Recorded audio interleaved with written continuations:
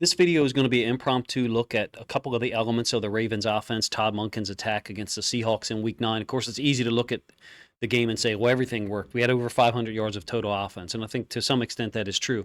I think that one of the elements of something that Todd Monken is doing is he seems to be revealing or utilizing a different motion each week. I felt like week 7 at home against the Lions is when Monken kind of started to use the out motion more often, meaning an inside receiver lining up and then motioning towards the sideline on the same side where they originated.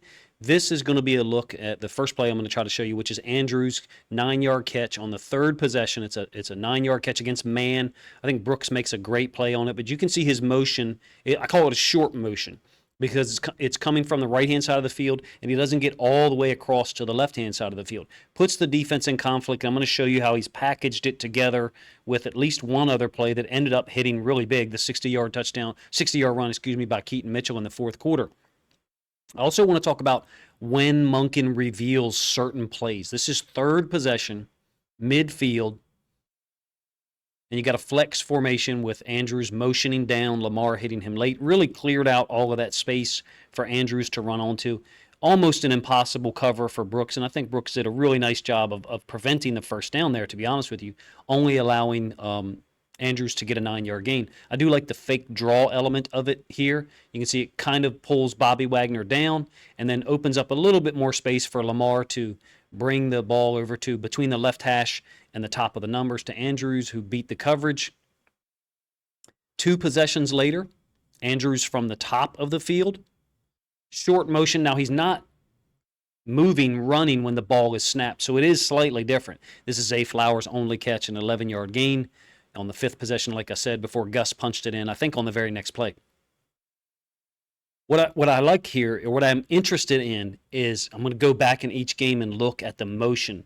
It seems as if Todd Monken is using a different motion as the predominant motion each week. And this week, it seemed to be tight ends on what I'm going to call short motion. You may have a different term for it. Let me know in the comment section, what that is. But basically, I'm calling it short motion, starting from the outside position, the number 1 position, on the left, and then motioning down on the same side, not going all the way across. Andrews' route is designed to open up the inside linebacker. In this case, the inside linebacker runs with the vertical. Woolen is on Andrews, and then the design of the play is exquisite. Flowers running onto all of the open space there that's been vacated by the blitzer, Jamal Adams, and those 2 routes moving up the field. Wagner almost gets out of there to potentially get in the way of it. Why do I think it's important to talk about this? Same motion. Now, granted, the previous play in this one is not the same exact motion because the tight end isn't on the move when the ball is snapped. He could be. And I think I actually talked about this in a film study video that I did Monday night. I'd like to see the receiver's feet here and the tight end motion down and the ball be snapped right around this area. So he could run across the field like Andrews did on the first clip that I showed you, or he could crack down on the edge defender. This is pin pull pitch, by the way. So I'm going to digress in a moment and show you a couple of earlier versions. Notice how many pullers are getting out in front of the play here. Macari and Linderbaum. I'm bringing that up for a reason. Get back to it in a second when we get to the earlier versions of pin pull pitch. I mean, it's a great run by Keaton Mitchell. He breaks a tackle by Trey Brown, and then Witherspoon. Unfortunately for him, Reek Woolen, is a freak 6'4", 210-pound corner who can also run a 4.3, so he's unable to run away from him. But by that point, he was kind of gassed. But look at what the Ravens are doing. They're getting 2 guys. They're pinning down on 52. Macari's leading out, so it's a pin pull. And then Linderbaum is fast enough as the center to also get outside of that pin down block by Likely. It's a very under control block by Likely. And so what I'm advocating for, him being in motion, a little bit faster motion, could potentially open up that tight end for not getting as big of a piece of him, not being as under control. Maybe you hit a home run on the block, but maybe you also strike out, and you don't want to see that happen. Let's look at 2 iterations of the pin pull pitch from earlier in the season before we go back to that play. And again, I'm talking about tight end motioning down to the side of the pin pull pitch and cracking, just like you'll see Ronnie Stanley do here, or running across the field on the pass play. I suspect that Monken's probably going to have a third play in here This week against the Browns, it's unbalanced. So conceptually, Ronnie Stanley is doing what Isaiah Likely did on the previous play against the Seahawks. Ronnie Stanley is pinning down. Likely is looping out, and he'll end up blocking Jack Campbell. And then Morgan Moses is the second puller.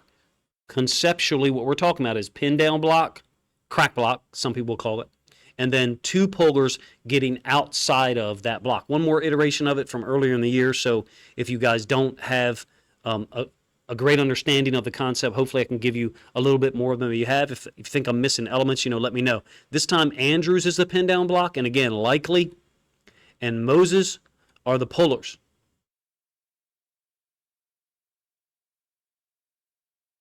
Ends up being an 8-yard gain by Gus to our right. Look, think of all three examples that I'm showing you. Against the Seahawks, against the Lions, Gus's touchdown, and here the week before against the Titans. A little bit elementary pitch here, but we got it executed. Two pullers, Gus makes Kevin Byard miss. 8-yard gains, a productive play. Go back to the one that we're talking about from the Seahawks. Again, I'm talking about combining this with the route here. I think we also had a play in where the tight end was the slot receiver and a wide receiver motion down. I'm thinking something like a China out or a whip route back to the side where he originated from. But look how we get it accomplished. Bateman doesn't get a huge piece of the inside linebacker, but that's going to be a tough block. We still are getting the two pullers, Macari, and now Linderbaum is the second puller because he's so quick. Number one. Number two, because we're running into the boundary, there's less space. He decleats one guy, comes back, folds, and blocks the same guy again. This is expert use of our personnel because you've got a speed running back in here who takes the threat level of this play to a different level than Gus and Justice Hill do, number one. And number two, we're using our fastest, most athletic lineman, Linderbaum, as the second puller. Morgan Moses has done a great job of this year. Fantastic. No complaints at all. But this usage with Linderbaum, I think, is expert level. And again, I'm trying to advocate for combining the motions that appear somewhat different into the same motion to build a sequence of plays. I'm sure Monken has already done that, and there's a third play coming sometime soon. He seems to be the kind of guy who reveals a new play each week from each formation. All right, next type of play I want to talk about is the RPO usage and how I think it opened up the gate for Keaton Mitchell's first big run, the 40-yard touchdown. This is RPO, so this is an unbalanced set. We've gone unbalanced on a 1st and 10, hurry up. You can bet that when Todd Monken goes hurry up, there's going to be an unbalanced line there. I think defenses probably know that at this point. Bobby Wagner and Brooks have both pointed because you've got both tackles, Macari and Stanley, on the same side. It's kind of slick the way the Ravens are doing it in that they're keeping the left tackle as the outside guy and the right tackle, Macari, is the inside guy. Some level of attempt at an obfuscation so that the defense doesn't recognize it. Ends up being an RPO. Basically, Lamar could give this football to Justice Hill,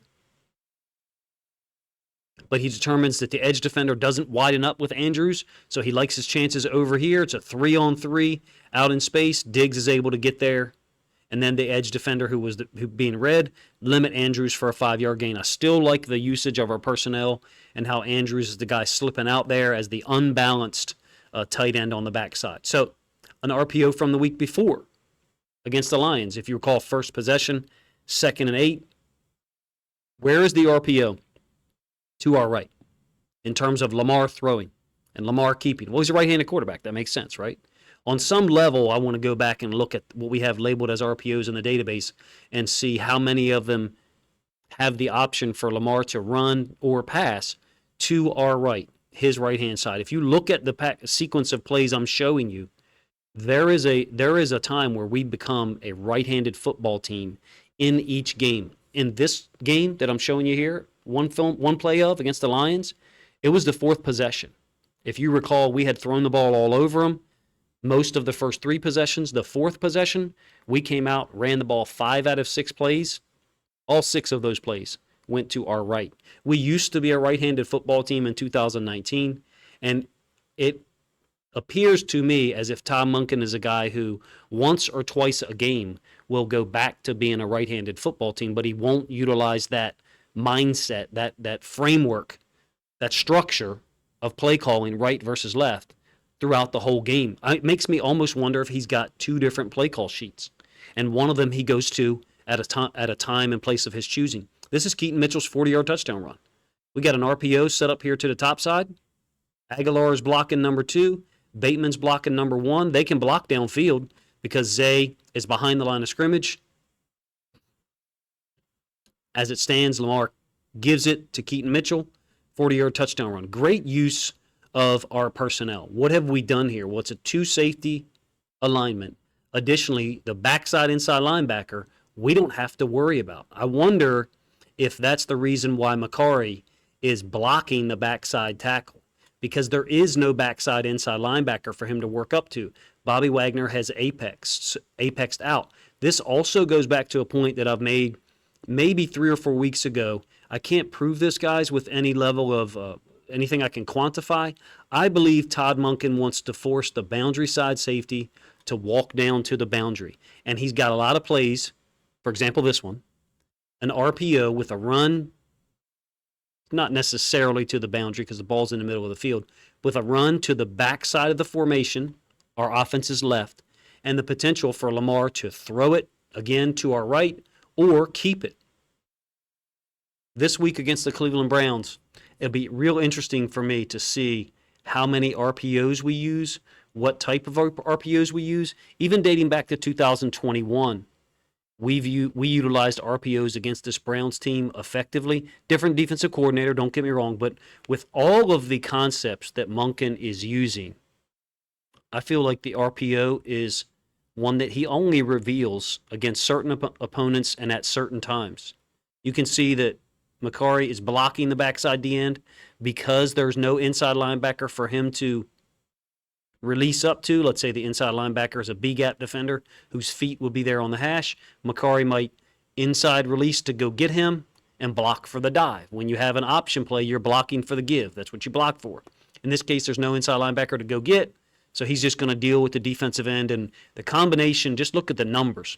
Bobby Wagner's off screen to our right.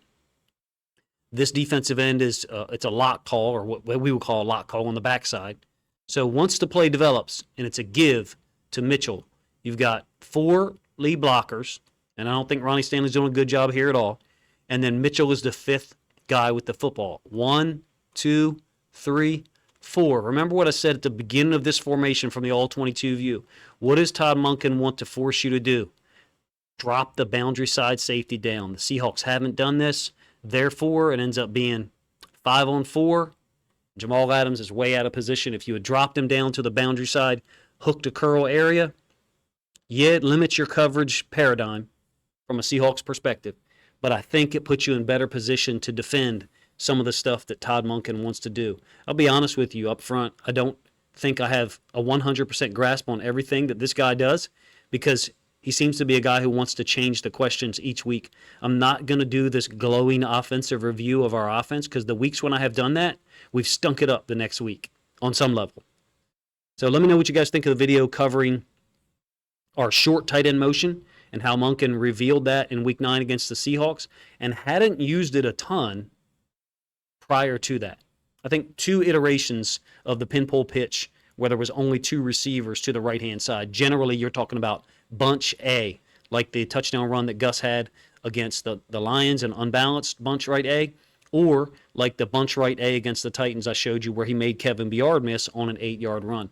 Monken seems to be a guy who reveals different things each week, and it's fascinating to me to try to keep up and or potentially predict things for you guys that I think will be there. I think this week we see the short motion by the tight end from right to left, and we see either a play action and then a screen to the back on our right-hand side where the tight end came from, potentially, or to the other side. Or I think we see the short motion by a receiver and then a China out or whip route to the outside on the same side he originated from. That's my predictions for this week. Anyway, appreciate you guys' time. You guys, let me know what you think of the video in the comment section. If you think other Ravens fans would appreciate this quick look, 2 elements to the Ravens offense from their Week 9 win over the Seahawks, then please consider grabbing a link to this video, sharing it out on social media to help this content get more reach.